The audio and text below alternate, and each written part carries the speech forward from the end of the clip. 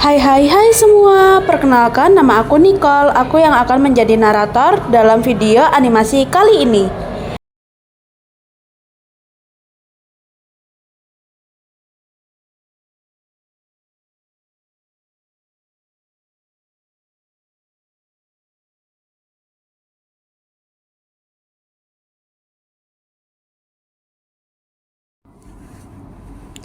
SMA Bhinneka Jaya adalah sekolah yang penuh warna. Setiap siswa punya latar belakang, minat, dan cara berpikir yang berbeda. Tapi, bagaimana jika keberagaman itu diuji dalam sebuah proyek sekolah?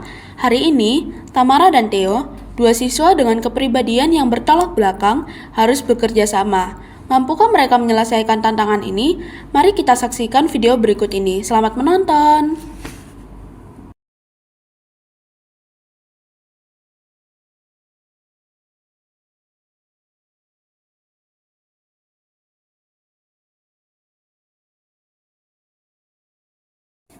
Anak-anak, minggu ini kita akan mengadakan proyek kelompok yang bertemakan keberagaman dalam satu langkah.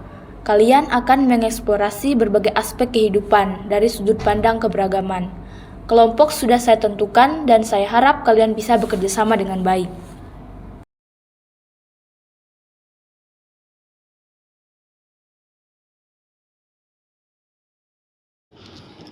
Tamara dan Theo, kalian satu kelompok.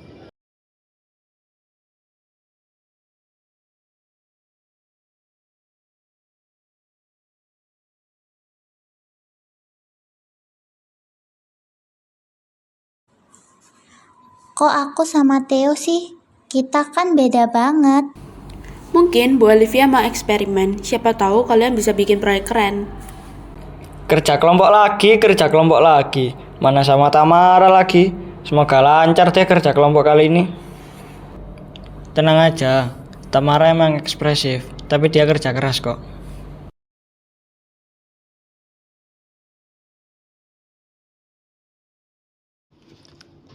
Kalian bisa mulai mendiskusikan topik yang ingin kalian bahas. Saya ingin melihat hasil yang menunjukkan pemahaman kalian tentang keberagaman dalam berbagai aspek, termasuk sejarah, budaya, ekonomi, dan sains. Tidak mudah bagi dua orang dengan kepribadian yang berbeda untuk bekerja sama. Tamara yang ekspresif dan spontan bertemu dengan Theo yang logis dan terstruktur. Tapi, proyek ini menuntut mereka untuk menemukan titik temu. Perlahan, ide mulai mengalir.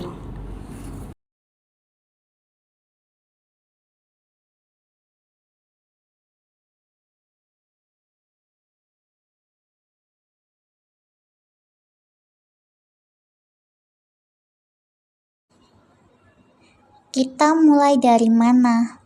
Kayaknya tema ini luas banget.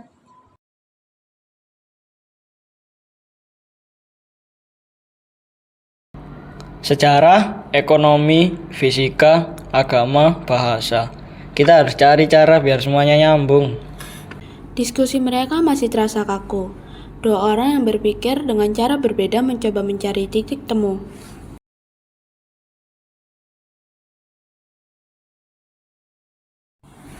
Kami lihat kalian serius banget. Udah dapat ide? Kita baru mulai. Aku kepikiran buat bahas kerajaan Hindu, Buddha, dan pengaruhnya terhadap keberagaman budaya.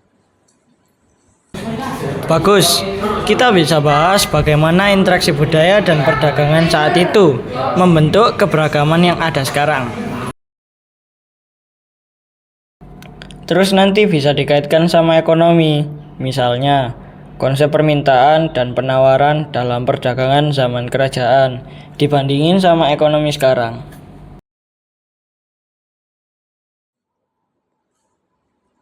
Nah, itu bisa banget. Jadi, kita mulai dari sejarah, terus masuk ke ekonomi. Diskusi mulai mengalir. Mereka mulai melihat bagaimana setiap aspek kehidupan saling terhubung. Saat berdiskusi, mereka mulai melihat bahwa keberagaman tidak hanya ada dalam budaya dan sejarah, tetapi juga dalam olahraga. Di sini, di lapangan pencaksilat, mereka menemukan hubungan antara gerak tubuh dan ilmu fisika. Tanpa sadar, mereka mulai saling mengisi.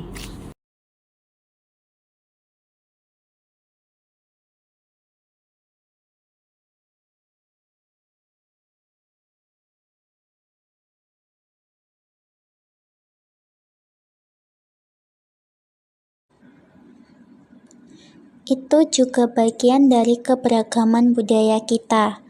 Pencaksilat bukan cuma olahraga, tapi juga warisan budaya yang bisa nyambung ke sejarah dan seni.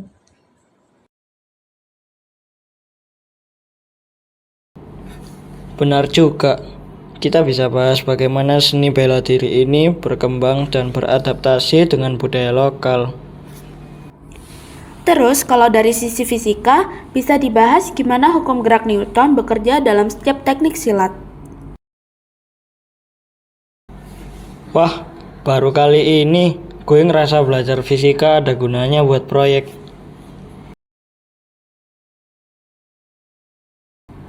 Keberagaman juga ada dalam nilai-nilai yang kita anut. Di kelas agama, mereka belajar bahwa menghargai perbedaan bukan hanya sekedar teori, tapi juga bagian dari ajaran kasih. Nilai ini menjadi salah satu fondasi penting dalam proyek mereka.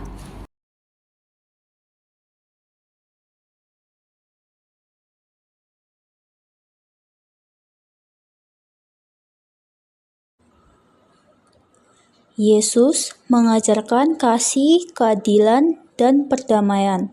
Dalam kehidupan sehari-hari, kita bisa meneladani nilai-nilai ini dengan menerima perbedaan dan saling menghargai.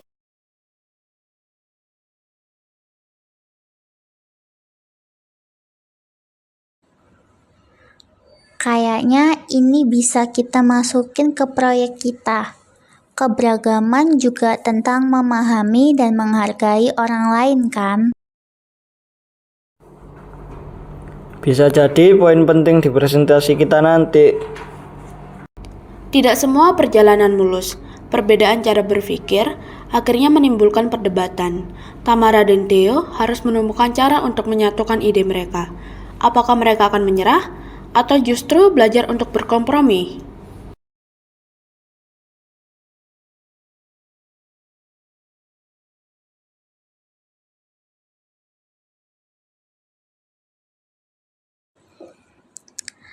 Aku pikir kita harus mulai presentasi dengan sejarah dulu, biar ada latar belakang yang kuat.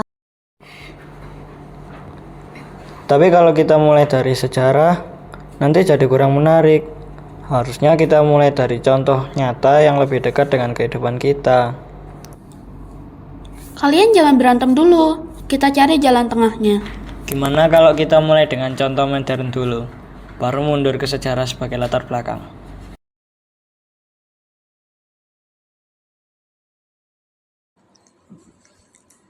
Boleh tuh, bagus juga idemu, Ken. Ide bagus, berarti kita gabungkan aja biar makin kuat. Dan inilah saatnya. Setelah melewati perbedaan, perdebatan, dan kompromi, kini Tamara dan Theo berdiri di depan kelas untuk membagikan apa yang mereka pelajari. Inilah hasil dari kerjasama mereka, sebuah bukti bahwa keberagaman bisa menjadi kekuatan.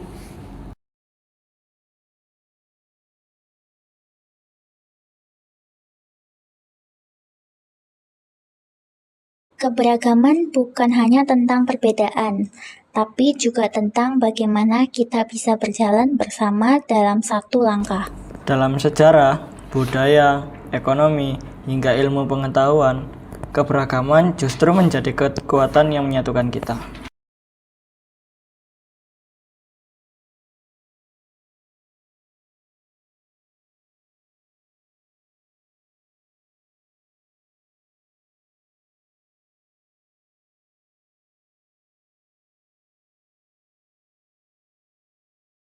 Keren juga ya mereka.